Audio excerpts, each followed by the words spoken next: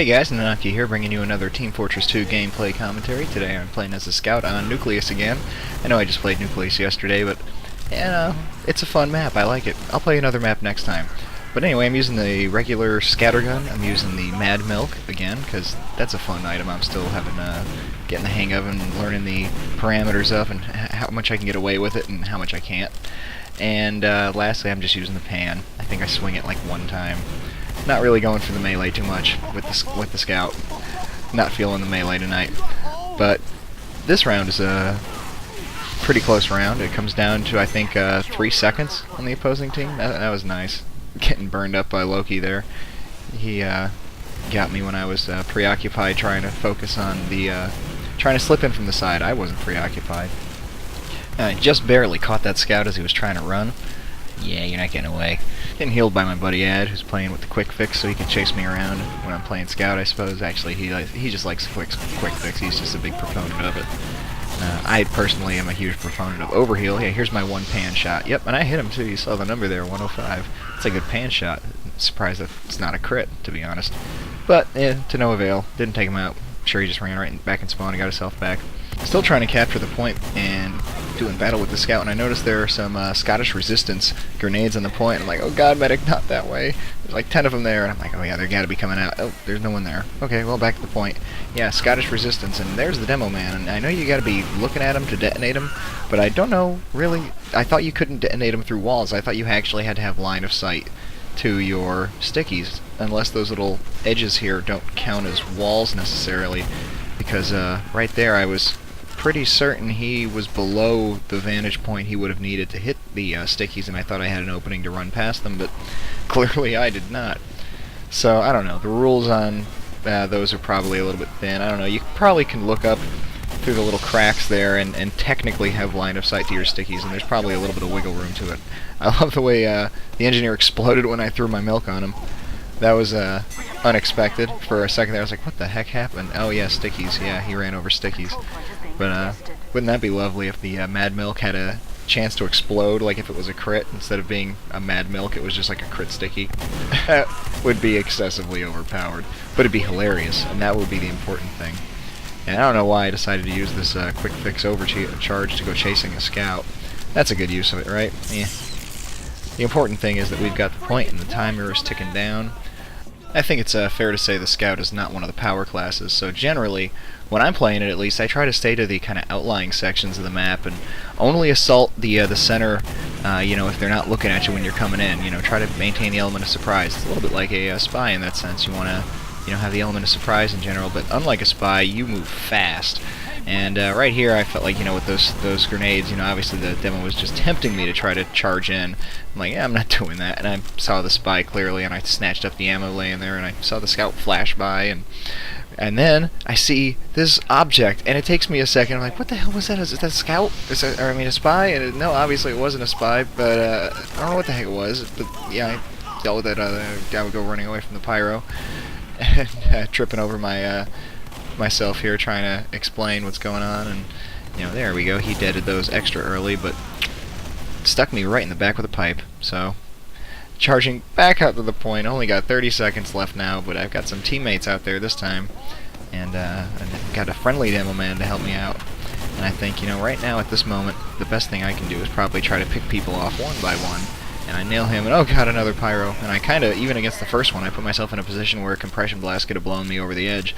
Even the back burner can compression blast now. The only thing that can't is the phlogistonator, which is so visibly different that there's no mistaking it. So trying my absolute best to, clear the point, and, Demo Man helps me, and then the sniper takes him out, and I'm like, oh god, just keep moving.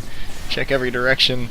I can't decide if I should have my milk out to try to soak the first person, or my gun to have, the obvious benefits of shooting them. I'm still kind of, like I said, enamored with the Mad Milk. And right there I thought, okay, shooting at the walkway, I can probably double jump and just be out of the radius of that explosion. No, can't get away with that. So, yeah, in the future, yeah, jump away from explosions. Don't try to just get a hair above them, because you're still getting caught. Explosive radius is like 8 feet up off the ground, I think, in virtual feet, assuming these guys are like 6 feet tall. I love the way they all just kind of turn their backs on me here. Come on, exploding Mad Milk. The Mad Milk works as a bomb. No, it doesn't. The demo man helped me out from the side there, but it certainly looked like it did, didn't it? I was for a moment again like, the hell was that? But we have the point. We just killed a whole wave of them. You know, we've only got 15 seconds to go. I'm kind of checking my back. I turn around. Oh, God, a rolling grenade. Random rolling grenade for my loss. Once again, Loki killing me. They get the point back with a mere 2 seconds remaining. Good round. Good round. And, you know, round 2. Here we go. So, starting off right away, you know, like I said, I try to stay to the outlying sections of the map as a scout as much as possible, and doing battle with a scout and a pyro, and I'm just thinking, you know, as long as I stay far enough away from the corner where they can't, you know, just do that and just come around the corner and immediately light me on fire, then I can, you know, kind of stand off here against these guys until, of course, there's another scout in my face. And stuck a little bit of damage on him, but the mini sentry is what really finished him off. We have an engineer with a mini sentry, but they also have an engineer with a mini sentry. So, you know, the odds are equal on that front. And once again, you know, coming in from the side there, and I'm just at the right interval to not be shot by the mini sentry that's over there on the platform. And I don't know why I chose to go after the heavy first, but I guess it turned out to be the right decision if my psychic powers were functioning, because the sniper was able to easily take out the motionless medic. I layered up enough damage that the heavy was easily killed then by the demo man that came in. You're like a car crash in slow motion. It's like I'm watching you fly through a windshield. Yeah, I love that. That's like the first time I've heard the scout have a domination line, and I think it's absolutely hilarious. I literally burst out laughing when I heard that. I couldn't even think straight. I was just throwing my milk on the ground. Like, that's just too funny. I don't even know what I was doing with it. I thought I saw a spy. Then I thought our friendly spy was a spy.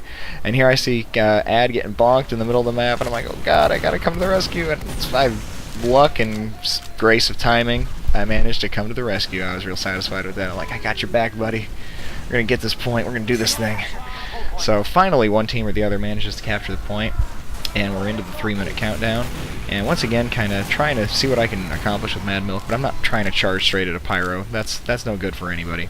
And going for the health up here, and managed to land some meat shots on that pyro. And still going, you know, down to 46 health, and I'm thinking I will just hang out for a minute and wait for a respawn. Oh my god, another scout. Oh, he had no health too, waiting for the health.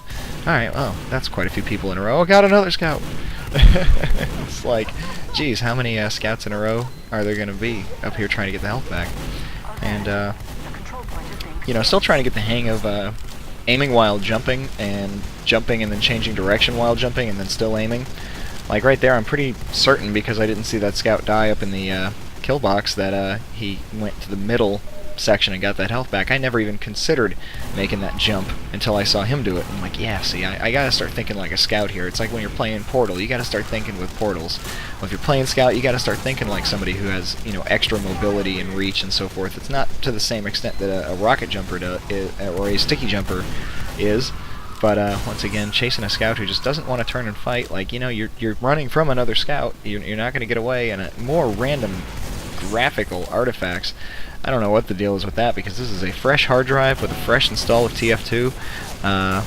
You know, everything's pretty new, honestly, in this current rig, so I don't know what could explain that, but maybe it's just me, maybe it was the server I was on, maybe it's TF2, who knows. They patch it and add things so frequently, and both of us spies kind of having a derp moments. They're jumping all over the place, and obvious Dead Ringer spy is obvious, but then I am so preoccupied and focused and tunnel visioned on this other scout and trying to decide if I should try to hit him with the milk and get some health back, or keep the gun out once again and then just, you know, go for that point blank shot and try to hope to finish it. Either way, I didn't notice the spy obviously undisguising on the screen, which you could see very clearly in the replay. And I paid for it. And here's another great bonk moment. You know, he goes running back in and gets all of his health back after, I think I probably had him down to almost nil. I think, alright, I'll circle around and get the heavy who just exploded. Alright, well, I'll still circle around. I'm already over here. And, you know, Demo Man running for the point, and I'm like, oh, okay, well, I'll shoot at him, and yeah, no need for that. Sniper is on top of things. A really good sniper is just a terrible, terrible thing to have to deal with, especially on open maps like this. You know, obviously you can work your way around through the back routes and then not be available to be sniped, but if you're planning on going for the middle, you're sticking your head out. And there's, I guess, what you might call the limitations of the Mad Milk. If you stand in front of a heavy, I'm saying about 10 to 15 feet, you're far enough away that you're not doing maximum damage with your scattergun, but the heavy's really still mowing you to pieces.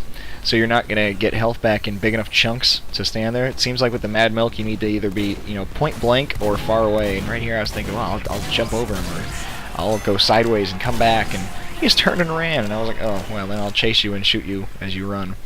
So those are some fun rounds on Scout. You know, even if it was more Nucleus, I hope you enjoyed. Thanks for subscribing, guys. I'm up to 25 subscribers, and I'm really pleased about that. I never expected it to happen. I'm going to talk into the black for just a second, because I'm really pleased that I've got 25 subscribers, because about 80 of you guys are actual, you know, friends of mine that I know, and I never really, you know, I went into this with the mindset of not expecting to get any real recognition from anyone else, and having comments posted and likes and subscriptions is just more than I expected and more than I hoped for, and I really appreciate it. And who knows, maybe when I get to 50 I'll have some kind of like hats giveaway or something. I've got some extra hats I could do to part with that I don't ever really wear, but that's enough talking to the black. In fact, I think instead of black, I will put up some random spy clip, because I've got some random clips laying around, and this is the perfect opportunity to use one. I didn't expect to have more to talk about than I had footage on my video clip. So thanks for watching, and I will catch you later. Peace.